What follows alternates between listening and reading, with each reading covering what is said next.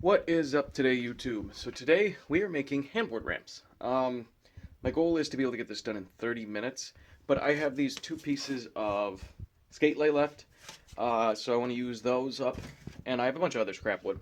So the goal is to make a kicker to kicker. I made one a while ago and I still use it, but I just really don't like how I made it. But that was at the beginning of my woodworking. Now I've been woodworking for a lot longer. So I'm just going to be showing some clips on what I'm doing, talking a little bit about it, but not much, and then getting the handboard session in. So let's get started. So all I did was cut two pairs of 1x3s. They stand 3 inches tall at the tallest point with a 15-degree angle.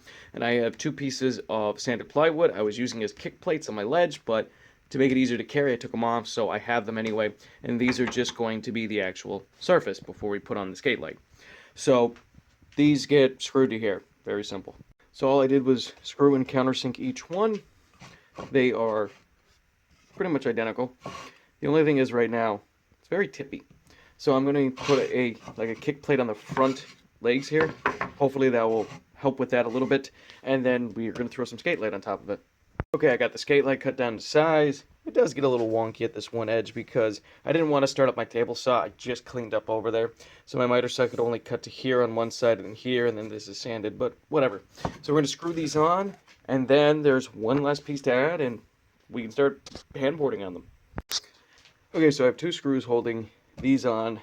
I didn't put anything at the bottom yet because, of course, I still have this lip. And here is a crappy handboard ledge I made years ago, way before I had any decent tools or really any woodworking experience other than some home projects I did with my father. So we're going to be stealing the metal off of this to put down here, and then these are ready to go.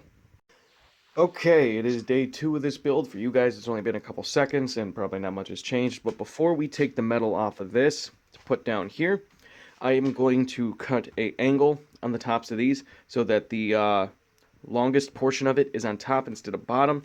And if you don't know what I mean, give me 1 second on the table saw and I'll show you. So on my right here is the uncut one, and this is still the long edge, and now it is the short edge, so that this can actually slide up flush against things now. So we got to cut this one down. There's a little bit of sanding because I did get some chip out. Not a big deal. But we're going to cut this one down and get some metal on this. Okay, so they are done. That was cut, so that matches up pretty well. Not a perfect cut up here, so you can see there's a little gap. And then down here, I got my metal on. This side looks way better, but I did cut this with tin snips.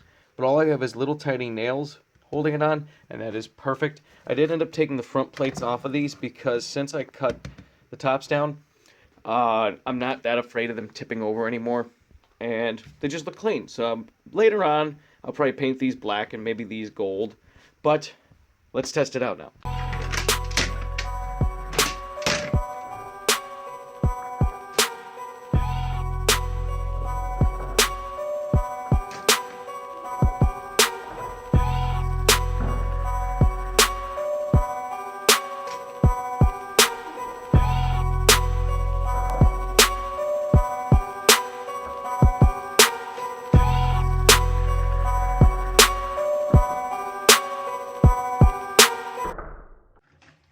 And just like that, the video is over. So I get messages a lot from people who say, well, what if I can't afford a professional obstacle? Now, in my opinion, I have no idea what that means.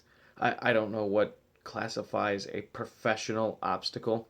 But a lot of obstacles are extremely easy to make once you break it down and think about how to make it. So this took me a total of about an hour and a half to make. And that's just because I wanted to add like the skate light to it, but I really didn't have to. And all the wood in this cost roughly $10, and then you would end up with a substantial amount of wood left over. And just like for the metal, if you didn't want to buy metal, honestly, cardboard would work just as well. So there's a bunch of different ways around it, but I hope you guys did enjoy this video. And yes, in the last clip, my truck was broken. Pretty much my truck loosened up, and normally I would immediately retighten it because I like the trucks tight. But I didn't, and I kept using it and using it and using it, and in the end I broke the bolt. Not a big deal. I have a bunch of extra trucks, but as always, thank you for liking, commenting, and subscribing. I'm thinking about building a new obstacle specifically for work on my toolbox, so maybe I'll do a video on that soon. But as always, have a great day, guys, and keep pushing forward.